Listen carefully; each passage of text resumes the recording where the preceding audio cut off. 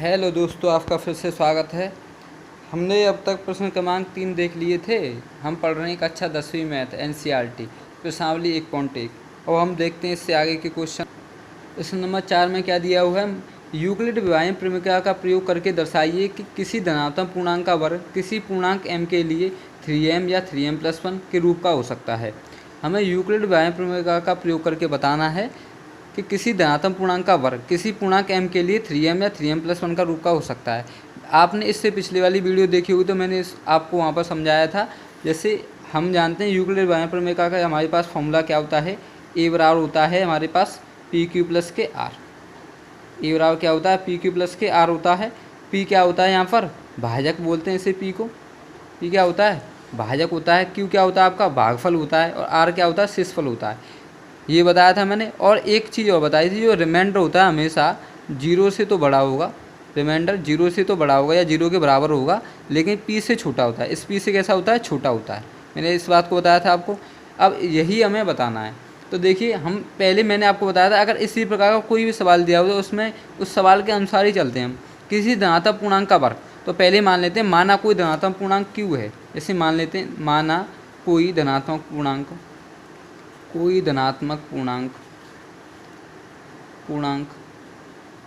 माना कोई धनात्मक पूर्णांक a है। ठीक है, हमने a मान लिया।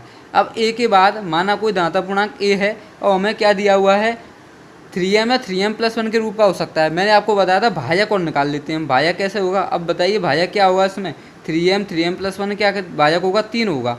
ये भाजक होता है ना, मैंने आपको बताया था कि जो हमारे पास क्वेश्चन में दिया होता है उसी से हम भाजक निकालते हैं। तो 3 अगर 9m + 9m होता तो मतलब जो कुछ भी होता है अगले वाले यही होता है हमारा भाजक। तो भाजक हो गया 3। अब यूक्लिड विभाजन प्रमेय का प्रयोग करिए। यूक्लिड विभाजन प्रमेय का लगाएंगे हम इसमें। जैसे ही यूक्लिड विभाजन प्रमेय का हम जैसे इसमें लगाएंगे तो आपको पता है कि क्या होता है, a बराबर क्या हो जाएगा, PQ। P की जगह कितनी है, 3। तो 3Q प्लस के R हमारे पास ये निकल के आ जाएगा। जैसे ही हम यूक्लिड विभाजन प्रमेय का इसमें लगाते हैं तो क्या आएगा निकल के, a बराबर 3Q प्लस के R। अब हमारे पास मैंने आपको बताया रिमाइंडर क्या होता है। रिमाइंडर क्या होता है, इससे छोटा होता है। जो R का जो हमारे पास जो मान होगा, रिमाइंडर कैसा होगा, R का जो मान होगा 0 से तो कैसा होगा, 0 से तो बड़ा होगा या बराबर होगा रिमाइंडर, लेकिन इससे किससे, 3 से छोटा होगा। P से छोटा होता है यानी 3 से छोटा होगा। तो संभावित मान कौन कौन से हो सकते हैं हमारे, संभावित जो मान हो सकते हैं हमारे, संभावित मान कौन से हो सकते हैं, 0 हो सकता है, 1 हो सकता है और 2 हो सकता है।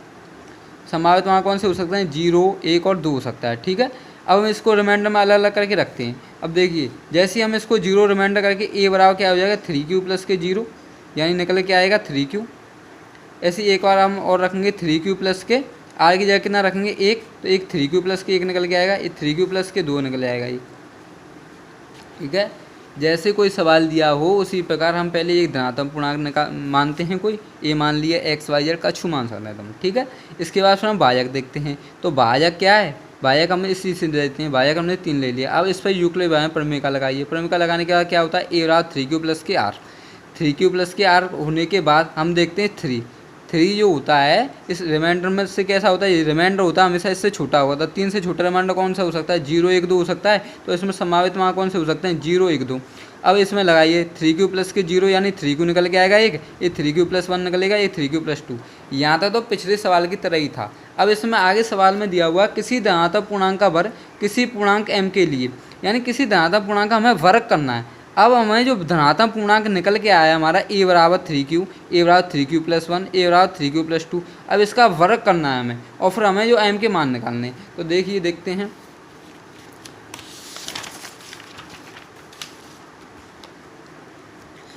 माना कोई धनात्मक पूर्णांक a है तथा भाजक 3 है। अब यूक्लिड विभाजन प्रमेय का लगाने पर मैंने आपको लिख दिया था, थोड़ी सी वो वीडियो कट हो गई थी इसलिए दोबारा बनानी पड़ी है। इसलिए आप देखिए इसको, क्योंकि शेषफल 0 R, इसलिए संभावित मान कैसे होता है, 0, 1, 2। ठीक है, a के मान ये हो सकते हैं।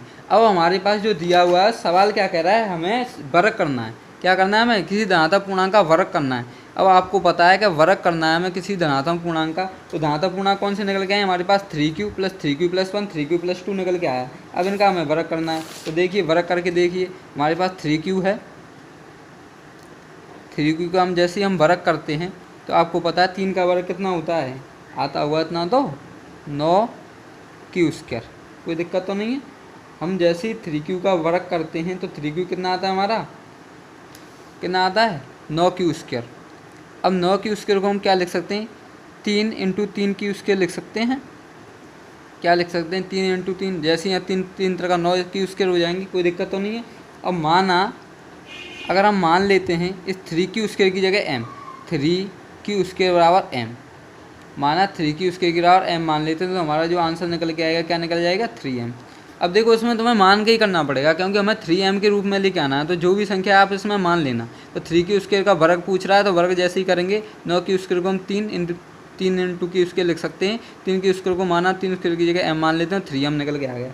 अब इसके बाद क्या है हमारा सेकंड धनात्मक पूर्णांक। देखिए सेकंड धनात्मक पूर्णांक हमारा कितना दिया हुआ है, 3q+1, तो 3q+1 का स्क्वायर कीजिए।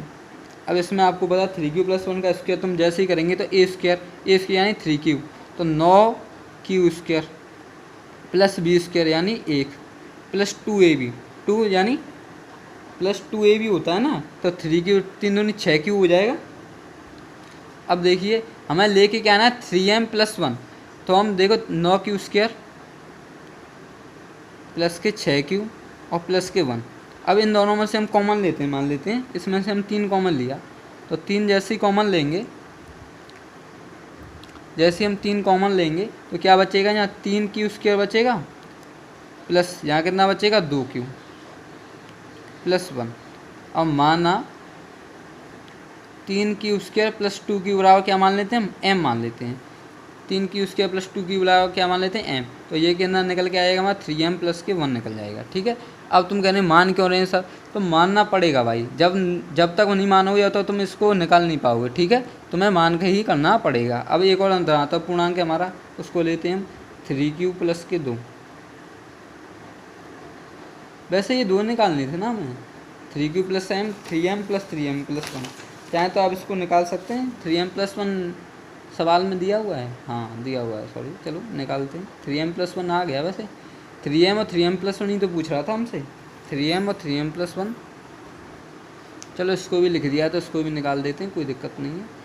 a² a + b का स्क्वायर बना a² यानी 3 का अगर वर्ग करेंगे तो तुम्हें पता है कितना आएगा, 9q² आएगा, 9q² + b² का वर्ग कितना होता है, 2 का वर्ग कितना होता है 4 + 2ab, देखो 2 दूनी 4, 4 तिया 12q आएगा फ्रेंड। ओके, कोई दिक्कत तो नहीं है। अब इसमें से हम क्या करते हैं, कॉमन ले लेते हैं। ठीक है, अब 9q² + के 12q + के 4 को हम क्या लिख सकते हैं, 3 + के 1 लिख सकते हैं, क्योंकि हमें 1 लेके आना है, 3m + 1 ही लेके आना है। तो 3q + 12q + 3 में से हम 3 कॉमन ले लेते हैं, मान लो, तो 3q² बचेगा प्लस के यहाँ 4q बचेगा और प्लस के 1 बचेगा और प्लस के 1। माना हम मान लेते हैं जो हमारे पास ये दिया हुआ है इसके बराबर 3q² + 4q + 1 बराबर क्या मान लेते हैं, m मान लेते हैं। तो ये कितना हो जाएगा 3m + के 1। ठीक है, 3m + के 1। अब देखो हमारा आ गया कि नहीं आ गया, तो हम इस प्रकार लिख सकते हैं कि अतः किसी धनात्मक पूर्णांक का वर्ग, अतः किसी धनात्मक पूर्णांक, देखिए मैंने लिखा है अतः किसी धनात्मक पूर्णांक का वर्ग किसी पूर्णांक m के लिए 3m या 3m + 1 के रूप का हो सकता है। ठीक है, एक बार रिवीजन करा देता हूँ मैं तुम्हें। हमें पूछ रहा था किसी धनात्मक पूर्णांक का वर्ग 3m या 3m + 1 के रूप का होता है। हमने इसमें पहले धनात्मक पूर्णांक ए माना था, यूक्लिड व्यवहार प्रमेय का प्रयोग किया था, भाजक 3 माना था, a बराबर 3q + r लगाया था, r के समावित मान देखे थे हमने, 0, 1, 2 आया था। इसको लगाने के बाद फिर हमें कह रहा था वर्ग, तो वर्ग निकाला था हमने। वर्ग निकालने के बाद 3m, 3m + 1, 3m + 1 आया था हमारा, 3m, 3m + 1। तो हमें क्या पूछा रहा था, अतः किसी धनात्मक पूर्णांक का वर्ग किसी पूर्णांक m के लिए 3m या 3m + 1 के रूप का हो सकता है। ठीक है दोस्तों, इसके बाद हम अगले क्वेश्चन की तरफ, क्वेश्चन नंबर 5 देखते हैं। देखिए क्वेश्चन नंबर 5 क्या दिया हुआ है, यूक्लिड व्यवहार प्रमेय का प्रयोग करके दर्शाइए कि किसी धनात्मक पूर्णांक का घन 9m, 9m + 1, 9m + 8 के रूप का हो सकता है। और मैं देखो इससे पिछली बार सवाल में क्या दिया हुआ था, वर्ग दिया था, वर्ग दिया हुआ था। अब क्या दिया हुआ है, घन दिया हुआ है। बस सेम सवाल है, कोई भी हमें कुछ भी अंतर नहीं है इसमें। एक बार मैंने जो स्क्वायर किया था एंड में, अब यहाँ पर क्या करना है, हमें क्यों करना है, तो हम वही चलते हैं। पहले हम माना कोई धनात्मक पूर्णांक क्या है, कोई धनात्मक पूर्णांक मानते हैं, कोई धनात्मक पूर्णांक ए है। आप कुछ ही मान सकते हैं, आपकी मर्जी है, ठीक है। माना कोई धनात्मक पूर्णांक ए है। अब इसके बाद हमारे पास जो भाजक दिया हुआ है, भाजक कितना है। अब देखिए सर, आप भाजक की बात करें तो आप बोलेंगे 9, हर एक हम मान रहे हैं, हम तो 9 मान सकते हैं। लेकिन हमें देखिए 1, 2 और 3 निकालने हैं, 3 निकालने तो हम इसका देखो 9, इसमें भी 9, इसमें भी 9, तो 9 का कॉमन निकालेंगे तो 3 आएगा। तो हम इसका भाजक अगर 3 भी लिखोगे तो ही यही आंसर आएगा, ठीक है। आप देखो 9 है और इसमें भी 9, सब में तीनों में 9 है, आप बोलोगे भाजक 9 ही मानना चाहिए थे, बिल्कुल आपकी बात सत्य है। लेकिन आप अगर 3 लेकर कॉमन, देखो 9 का कॉमन लेंगे तो 3 ही आएगा, 3 अगर मान कर करते हो तो भी सही आएगा, ठीक है। तो हम देखिए 3 मान के करते हैं। तो अब क्या लगाते हैं इसमें, डायरेक्ट यूक्लिड विभाजन प्रमेय का लगा दीजिए। यूक्लिड विभाजन प्रमेय का लगाने पर, यूक्लिड विभाजन प्रमेय का लगाने पर, अब देखिए क्या हो जाएगा, ए बराबर क्या हो जाएगा 3q प्लस के आर। अब देखिए आर के मान हमेशा 3 से छोटे होते हैं, आर का मान क्या है, आर का मान हमेशा 3 से छोटा होता है। 3 से छोटा होगा तो समाहित मान 0, 1, 2, 3 हो जाएंगे, चूँकि जो आर है हमारे पास, चूँकि जो 0 से कैसा होगा, आर का मान बड़ा होगा या 0 के बराबर होगा और 3 से छोटा होगा। अब इसलिए संभावित मान कितने हो जाएंगे, इसलिए संभावित मान क्या होगा, या संभावित मान या शेषफल बोल सकते हैं। तो आर बराबर कितना हो जाएगा 0, 1, 2, ठीक है, 0, 1, 2 होंगे। अब रख देते हैं हम, कितना आ रहा है हमारा, तब ए बराबर, ए संख्याएँ कौन सी आएंगी तुम्हारी, संख्या आ जाएंगी। अगर 0 रखते हैं तो क्या आएगा 3q आ जाएगा। 3q प्लस आर में 0 रखेंगे आगे तो 3q आएगा। एक 3q प्लस के कितना आ जाएगा 1 आएगा, एक 3q प्लस के 2 आएगा, ठीक है। एक 3q आएगा, 3q प्लस 1 आएगा, 3q प्लस के 2 आएगा। अब क्वेश्चन के अनुसार हमें क्या करना है, किसी धनात्मक पूर्णांक का घन, अब हमें घन करके देखना है, ठीक है। अब हम घन करते हैं, दिख रहा है ना पूरा सवाल, ठीक है। अब देखिए घन करते हैं, जैसे मान लीजिए पहले 3q का जैसे ही तुम q करोगे, देखिए 3 का q कितना होता है 9 27 होता है भाई। q हमेशा ध्यान रखना, q और वर्ग में अंतर होता है। अब देखिए q का q करेंगे तो q का q तो रहेगा 27q। इसको हम कैसे लिख सकते हैं, इसको हम लिख सकते हैं 9 इंटू 3q और मान लेते हैं, माना 3q बराबर क्या होता है m मान लेते हैं, तो ये कितना हो जाएगा 9m हो जाएगा, ठीक है। इसी प्रकार हम सेकंड देखते हैं। सेकंड हमारे पास 3q प्लस के 1 दिया हुआ है, इसका q करते हैं। अब इसमें आपको फॉर्मूला लगाना पड़ेगा a प्लस बी का q। a प्लस बी का फॉर्मूला आपने पढ़ा होगा, a प्लस बी के q का a q plus b q plus 3ab कोष्ठक में a प्लस बी, ठीक है, कोई दिक्कत तो नहीं है। अब इसको हम करके देखते हैं, a q यानी 3q, a q plus b q plus 3ab कोष्ठक में a plus B 3q plus के 1, ठीक है। अब इसको करके देखते हैं हम, देखिए 3q का खोलेंगे 27q, q पर q हो जाए प्लस 1 और q 1 प्लस 3 तरह का 9q का इसमें गुणा कीजिए 27q उसके हो जाएगा, फिर 9q का इसमें गुणा कीजिए तो 9q हो जाएगा, ठीक है। एक को इधर लिख लेते हैं, इन सबको एक साथ लिख सकते हैं। अब इनमें से आपको दिख रहा होगा कुछ ना कुछ तो कॉमन आ रहा है, इसमें से हम क्या ले सकते हैं, कॉमन ले लेते हैं। मान लो 9 कॉमन ले लिया हमने, जैसे 9 कॉमन लेंगे तो यहाँ क्या बचेगा 3q प्लस 3q स्क्वायर और प्लस के क्या बचेगा 3 तरह का 9 तो ले ही लिया हमने, खाली q बचेगा तुम्हारा, ठीक है, प्लस के 1। अब मान लेते हैं, माना 3q plus 3q square plus q बराबर m मान लेते हैं, ठीक है। अब इसकी जगह m रख सकते हैं तो हमारा आ जाएगा 9m प्लस के 1, ठीक है दोस्तों।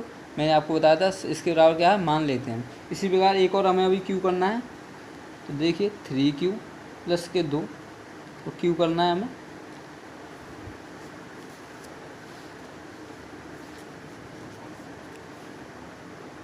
अब इसको कैसे करेंगे, देखिए 3q 1q यानी 1q करेंगे तो तुम्हारा कितना आ जाएगा 27q, डायरेक्ट लिख देता हूँ 27q 3 आ जाएगा, प्लस bq यानी 2 का q करेंगे हम, 2 का q कितना आएगा 8 plus 3ab 3 into a into B कोष्टक में a plus B 3q plus के 2, ठीक है।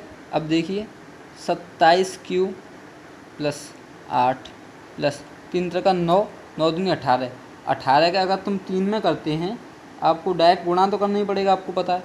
जैसे 3×9, 9Q इंटू 2, देखते हैं 3×9Q, 9Q 3×9, 9 दूनी 18, 18Q का 3 में गुणा करेंगे तो 18×3 = 54 आ जाएगा। तो 54Q² हो जाएगा यहाँ, प्लस 3×9 दूनी 18, 18Q को गुणा करेंगे 3×9 दूनी 18, 18 दूनी 36Q हो जाएगा। ओके, अब हम ऐसा करते हैं 27Q3 प्लस के 54Q² प्लस के 36Q प्लस के 8 को एक साइड में कर लेते हैं। और हमें लेके क्या आना है, हमें दिमाग में फॉर्मेट बनाना चाहिए, 9m+1 लेके आना है। अब इसमें से हम 9 कॉमन ले लेते हैं दोस्तों।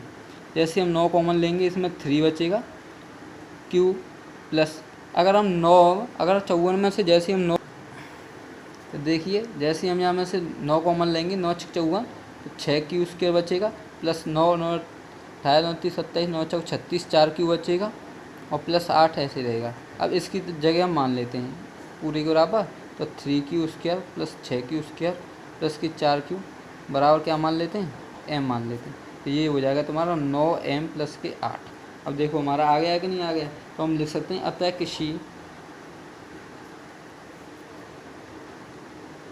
किसी धनात्मक पूर्णांक का घन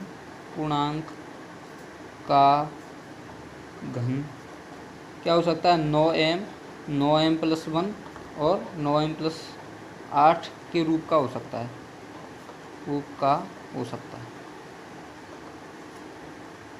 देखो सेम ऐसा ही है, कोई दिक्कत नहीं है। मैंने आपको बताया था कि सब इसमें क्या है कि बस यूक्लिड बाह्य प्रमेय का प्रयोग करके हमें वही करना है जिससे मैंने पिछली बार सवाल किया था। इसमें बस हमें क्यों करना है और कोई अंतर नहीं है, ठीक है। मैं क्यों निकाल दिया है, और कोई दिक्कत हो आप कमेंट बॉक्स में बता सकते हैं। वीडियो देखने के लिए आपका धन्यवाद।